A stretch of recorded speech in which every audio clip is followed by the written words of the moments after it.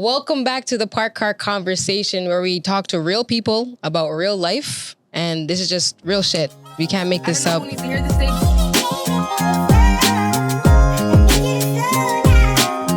don't know who needs to hear this thing, but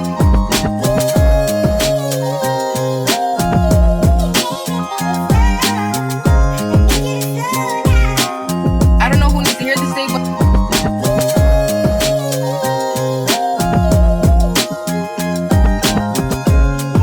today is just like any other conversation. I'm going to jump right into it. But before we get there, we're here at Frontier Fine Cars every Monday.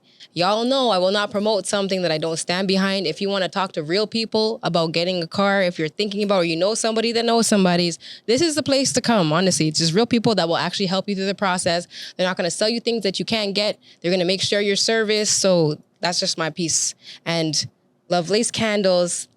Shout out to Lovelace Candles. They've been here for a while, and I'm going to be transparent with y'all. Life has been lifing, so we do have some emails from some brands, but someone out there is watching this. Is just very relatable. As an entrepreneur, sometimes it takes a little bit longer to get to things. But again, if you want to, be showcased on the Parker Conversation, get some exposure for your brand, we're just investing into our brands all 2024 and onwards. Email us at letstalk@jlucci.com. And today we got Rachelle. Rachelle, thank you so much for being here. Thank you for having me. It's giving. Oh. Everything about you is giving. And I know the word that you're going to service for other people is also going to be giving. I'm going to jump right into it. Today, we're going to be talking about domestic abuse. Yes. Someone else that's watching this right now is either in a very, is in a situation where home is not good. Mm. They don't know how to get out, or, they just might need to explore some options, like how life can be and the struggles that do come with it, and also the victory story, because Rachelle is also a very successful artist in the city. It's giving artist when you look at her. So let's just dive right into it. Like, talk to us. What did domestic abuse look like for Rachelle? Well, for me, honestly, it was so confusing. I was just a kid. Honestly, your home is supposed to be your safe space. Yep. Your family is supposed to protect you and supposed to be there for you, right? You go to them first for protection. Yep. And if you don't find protection in that environment, where else do you go? Mm-hmm. You go out into the world and you find different ways to seek comfort. And for a lot of people, it's not so positive. And I thank God that my story has been positive, and I've met the people, and God placed certain people in my life to make sure I'm on the right path. But that's not always the case. No. And it's really sad. Yep. And it's really a taboo topic because some people aren't really ready to face their truth.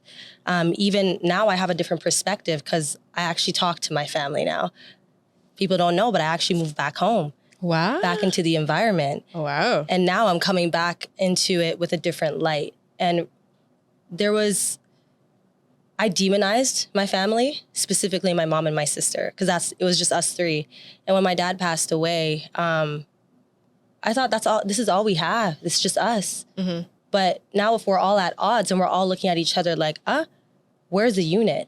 And right. I was definitely the black sheep out. And it was just so confusing.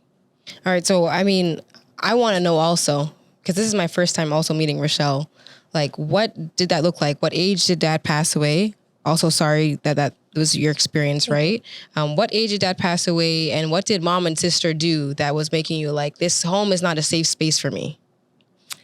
Dad passed away at 11 years old. Okay. I found out through a Facebook message from my half brother. I have 13 siblings, half siblings. Oh, I get it. I get it. Trust me. Mm-hmm. It's fun though. They're, hey, I'm your brother. Oh, nice to meet you. Welcome to the family. You know what I mean? But hashtag relatable. Right. So he said, Dad's dead. And I was like, what? And then that's when the truth, everything, we started making calls and it was true. And I feel like that's when the shift happened. My sister, she was a troubled child. I get that now. Older sister, younger sister? Older. She's 3 years older. Okay. I'm the baby. She had a bit of aggression to her growing up, and that could come from insecurity, right? I was skinnier. I may have been classified as prettier to whatever. That's what, that's the stories that I was getting after. Maybe she was jealous. Maybe that's how she lashed out on you. Because it would be simple things like me, I never told this story, but in public, but sibling bullying stuff, like where I'd be watching a show and she'd grab the remote and she'd change the channel and I'd be like, oh, like I was watching that, I tried to grab it back, she'd punch me in the face. And it started off like that. That was the innocent years. But as things started to progress, it started to become things where she would back me up into the tub and like push me until I fell. Like stuff like real bullying things. I'd go to school with my hair pulled out, scratches on my body, all this stuff. And I try to tell my friends and they were like, come on, siblings fight all the time. They fight all the time. Like this doesn't, like, it's normal, until they actually saw. And there was real hatred in those actions. And my mom was a single mother. Bless her soul. Bless my sister's soul too. I'm coming from a more forgiving standpoint now, and I'm realizing about that about myself right now as I'm talking. My mom, she'd be so tired. She'd be working several jobs to support us, right? So by the time she'd come home and her kids are fighting, she's like, man, you guys figure it out. But she was also hurt herself. And she would say things out of her mouth, things like, I don't care, you guys go kill each other for all I care. And I'd be like, she's literally bullying me. Like, can you be a mom? Can you maybe go regulate your child? Like, you see, I wasn't doing anything. So she would kind of add to the problem. And I'm learning now, single mothers who don't have the father in the home to insert that dominance, their threat is, I'm going to call the police. No, I'm going to call your father, right? So when you start involving the police, your family is supposed to, as a Black person, right? As a Black individual, we're like, it's kind of tale as old as time. The police aren't really on your side. So if now they're supposed to serve and protect and they don't, but also I'm supposed to look at you to protect me, but you're trying to hand me off to the police for a small problem that you could fix as long as you just centered yourself and healed yourself, you probably would have been a mom. But now I can't turn to none of you. So it was a lot of that, like a lot of, I had to walk home. I wouldn't want to be home because I'd have to go home and fight. Like, I'm not kidding, like fists up, Square fight. up. Yeah. And like, I'd come home sometimes to my stuff on the floor, my makeup tossed off my dresser, like all that stuff, my clothes ripped. I don't care if you wear my clothes. Even if I'm wearing her clothes in public, it would be like, take it off right now. Right now, take it off.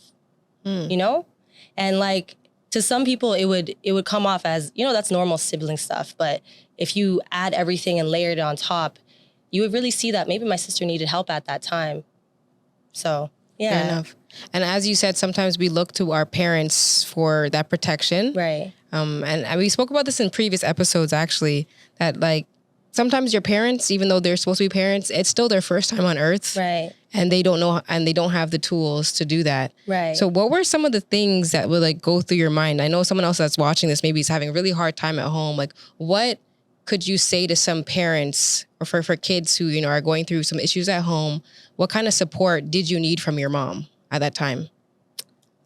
I wish she took a second to talk to me, to hear me out.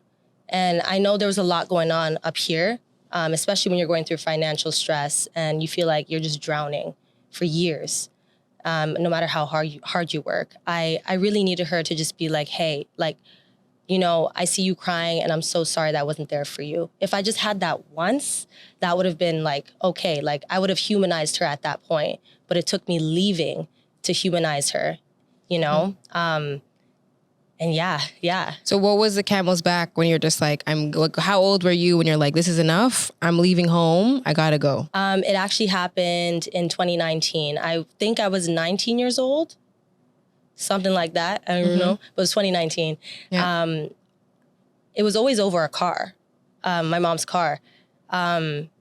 I learned to drive. My sister, she drove. So we were all like, hey, like when mom comes home, like trade-off type thing. Long story short, I needed the car that night and my sister wanted to go to her friend's house. And I'm like, I'm actually going to go learn about the music industry right now. I actually need it.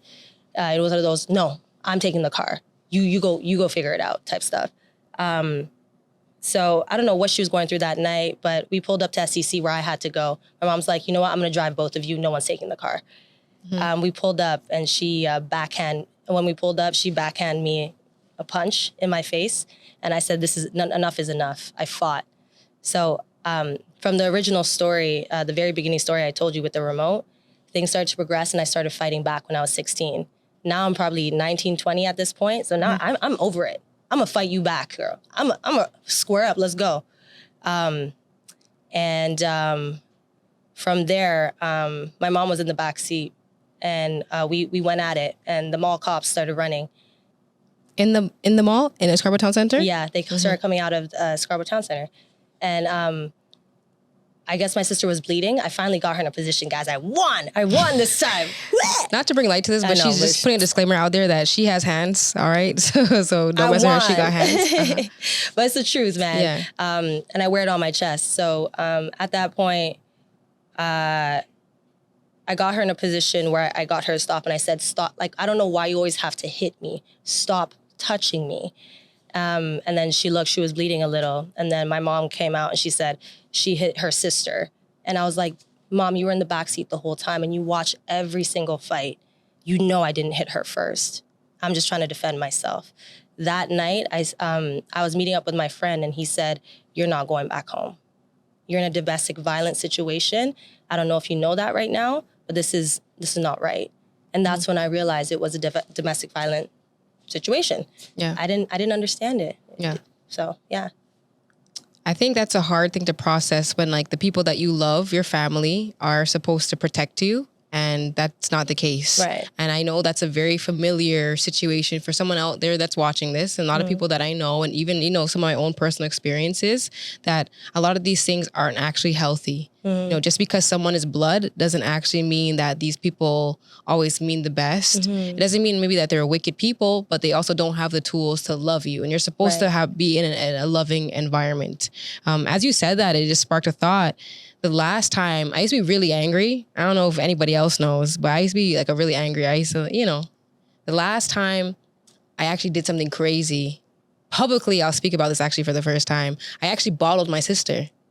Like I took a bottle, I took a big glass mason jar and cracked it over her head. It shattered.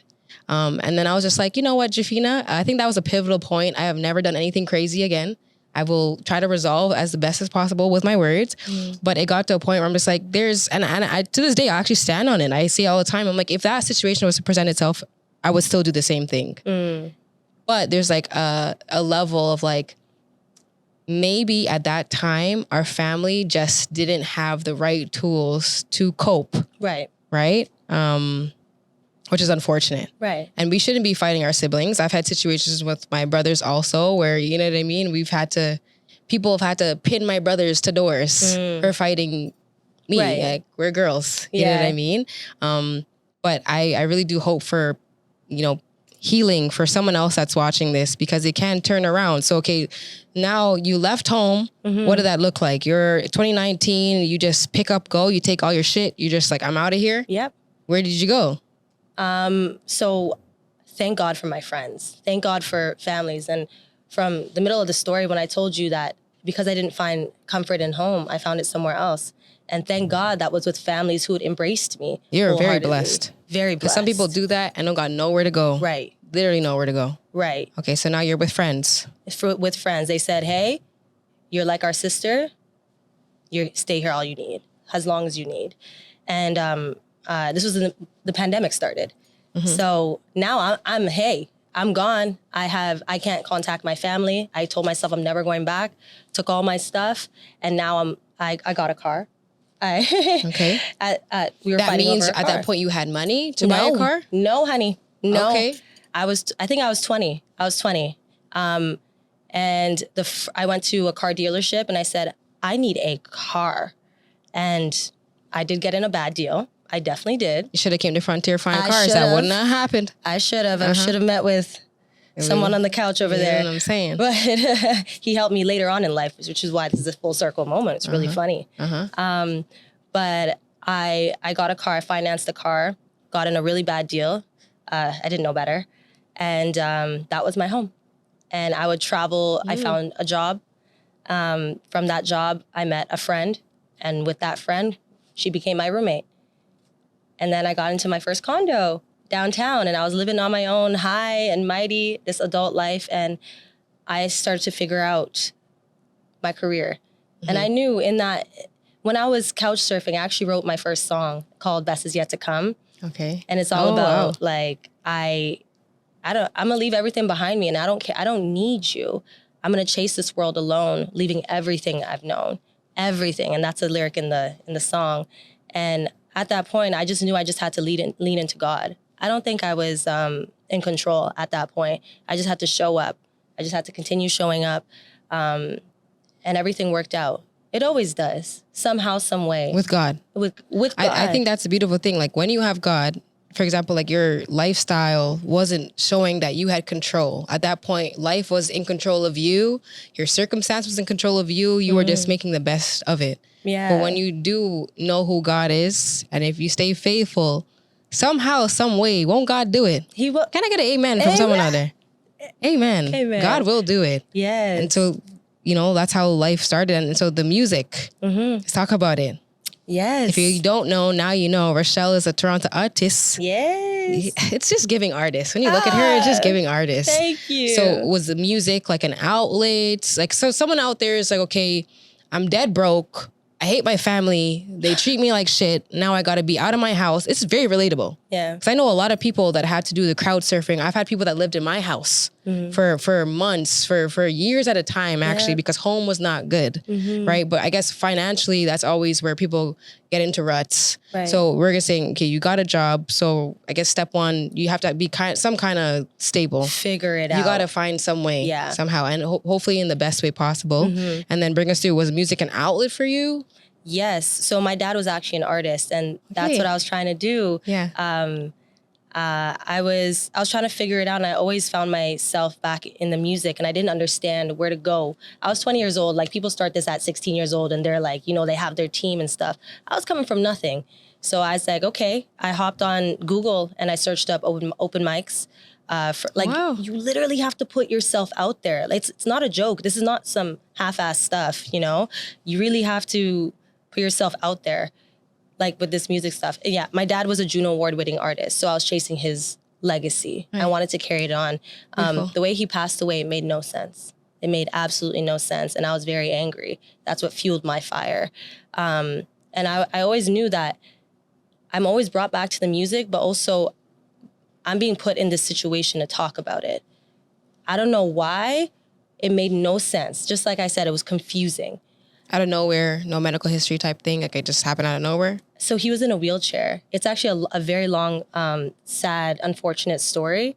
But he was in a car accident in Ivory Coast when he was touring for his album, about to release it in Japan the next day. I think he was signed to Sony. And he was in the taxi on the way back to the hotel from the venue. And he said, "Isn't there a car in our lane?" He wasn't wearing his seatbelt, and that was that. Paralyzed from the neck down. And I think I was 4 years old at that time, and he was nominated for a Juno Award the next year, something like that. The story's a little blurred, but as I grew up, I had to pick up the pieces because I lost him at 11, and he wasn't really present as I was growing up, but still present. So I get that. It's understandable. Someone out there understands. You have a present dad, but not a present dad. Yeah. He's present, but not present. Exactly. I get it. Your parents, you look up to them. He's still your influence. Yeah, they're the apple of your eye. He was the apple of my eye. Like, come on. Like, a girl and her dad, that's, we tight. But I had the same experience with my dad. Just side note, like, I didn't live with my dad until I was 14. I was already a teenager. But I still looked up to him, for sure. To this day.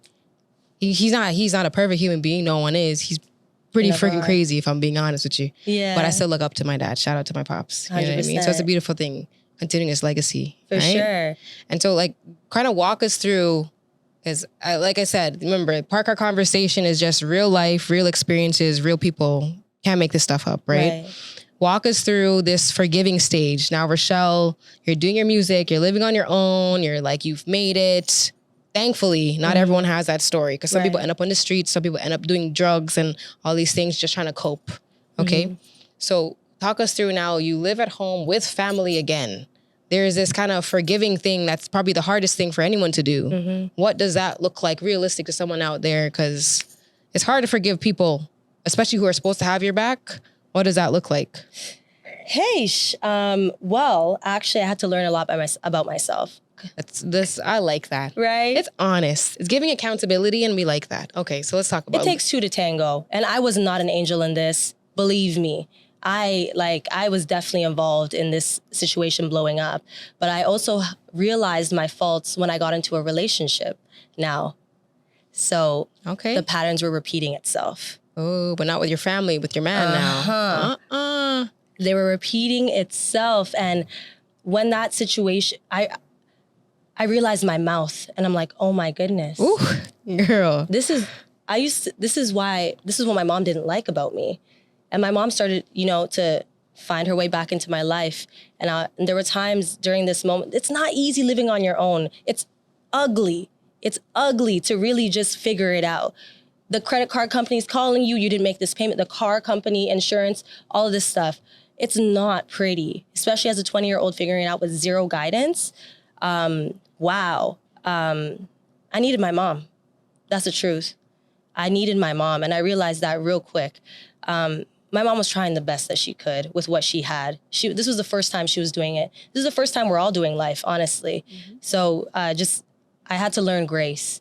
And stepping out of the relationship that I had, the only place I could go next, I said, hey, this is my next chapter. I'm going home.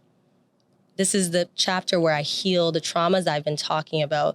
Because when I tell you I was walking with it, oh, it's because I'm traumatized. Oh, it's because I don't have my family. Oh, it's because of this. Oh, because of that. That's why this is harder for me. It's not fair. It's not fair. No, babe. It's so simple. Go call your mom. Have that hard conversation. That's deep. Yeah. It's going to take a lot out of people to do that. And I feel like a lot of people, if you're watching this, it might not be the easiest thing to get there, but you do got to pick up the pieces. Mm-hmm. Sometimes you do got to figure out yourself. And I think accountability is like a big part of the battle when you can look at yourself. So you had a hot mouth. You had a very disrespectful mouth. I understand. I think I overstand, actually, if I'm being completely honest with you. Man. Yeah. When life just takes you to a journey where you need something new, it's going to present those things to yourself. 100%. So was sister still living at home when you went home? Sister still lives at home. And the crazy, oh my gosh, when I tell you this, I call it whiplash because she is different. Ooh, like when I tell like that you, for sis. Ooh, I love my sister. I love my family. And I promise you, this is not what I was saying a few months ago. Like present day, a few months ago, you were not saying this about your family? I was not saying this. I moved back 5 months ago. Wow, this is recent. This is recent. Okay. And she came to me and she said, I know that the way I've acted, we had a little meeting before, the way I've acted, it is unforgivable and no one should put their hands on anybody. And at the time I was like, whatever. Mm-hmm. But then as I seen her, she had to change herself. It took me stepping away for all of us to heal. And sometimes that's what you got to do. Like, even if you think about it now, people, when they move out of home, they're like, I actually have a better relationship with my parent now. I believe it. I so believe it. Right. I so believe it. It's different. You got to walk. You got to create some distance. You do. Mm-hmm. You do. And it will, a lot of people are scared of making that leap because home is home. You don't want to leave the nest, but at some point you're going to have to jump, babes. At some point, especially if it's toxic and you're not happy, you're in control of your own destiny. At some point, you're going to have to say enough is enough. And it's either you step out or something else is going to push you out. So listen. I don't know who needs to hear this. That person might be me, though. I ain't gonna lie to y'all. That might be me, though. Was that something that was prompted? So you're going back home? Because someone else that's watching this is like, okay, now they're out of the house. Mm-hmm. Relationship with their family is still distorted. Mm-hmm. What is the first step? Like someone had to make a move to be like, we need a family meeting because a lot of time pride will get in the way. Oh yeah. Right? You're like, well, this is Parker Conversation. So fuck y'all. Yeah. Y'all got me to this point where I'm out the house now. Now I gotta, right. Was that you that prompted a conversation to go back home? No. It, in my soul, I knew I needed my mom, but my mom, I had a surgery on my nose because I have allergies. So they had to clear the path because I couldn't breathe through one side. God said, give you allergies, go back home. Yeah. Crazy. Nope, but my mom was the only one that was there. Like, she was the only one that showed up and said, do you need food? And I said, I miss my mommy, you know, I need to go home. She had to make the change. And honestly, a lot of grown people, they're so stuck in their ways and they will never bend because they feel like no, I'm the adult. You need to bend to me. Mom, Dad, is that you? Hey. Is you watching that? Oops, did I say that? No, I'm kidding. But hey, like, sometimes you really have to realize you're the one traumatizing, you're the villain in someone else's life. Take accountability for yourself. Right. And I'm still going through that with her. Like, hey, you have to realize where you went wrong in the situation too. Just because you're the adult doesn't mean you're right. The kid can be right too. You have to listen, and like, you're gonna get humbled in different ways. And the more you hold that in your chest and the more you hold that in your body, that negativity, it kind of shows in different ways. Like we were talking about before, it shows up, actually we were talking about it with you. It shows up with sickness, you know? There's a lot of hate that my mom built up in her body, and her family was destroyed as a result of that for the time being. But then she had to face her truth. And she also got sick in the middle and realized, hey, at the end of life, none of this matters. I need my family. So like, make that change while you still can. Not when everyone's out of the house and everyone hates you. Because that's how sometimes people end up in nursing homes. You have to think that far ahead. And no one comes to visit them. Why There's do some you people in think? my family that will probably die alone and lonely because they have too much pride to just be like, you know, I need to mend this with my children. Right. For sure. And that's a PSA out there. When they say stress kills, stress really kills. Stress really kills. Like, your body will react to stressful situations and it can kill you. Yeah. Some way or another, it'll show up. Diabetes, arthritis. You wondering why this is happening to you. And like, no, it's not because you didn't eat good. It's because you're holding so much hate and negativity in your body. So now you get home.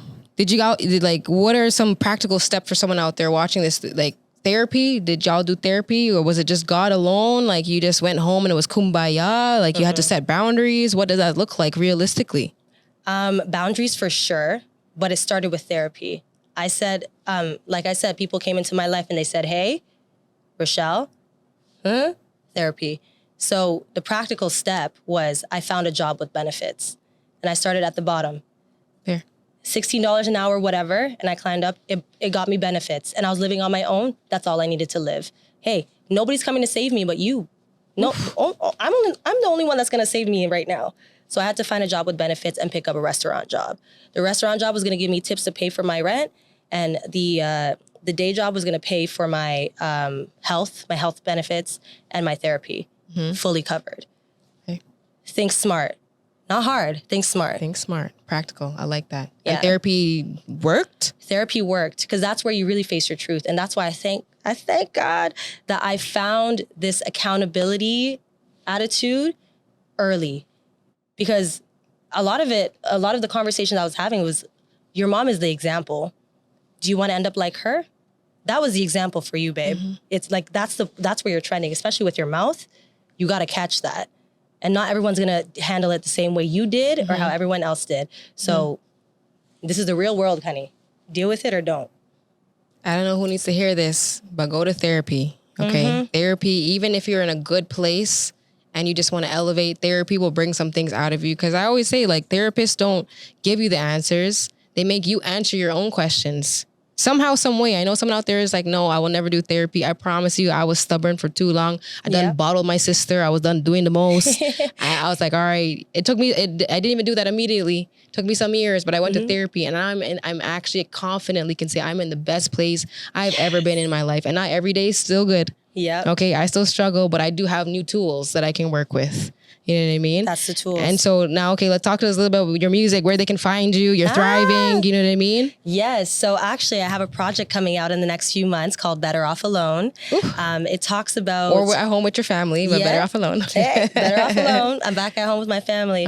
But it talks about the journey that you go through when you're going through these emotions. From the frustrated, I'm over it, to the actually, I miss you and I love you part, and the sweet send-off. So this is actually my debut project. You can find me everywhere at Rachelle Show, Rachelle, last name SHOW, all streaming platforms. I love that.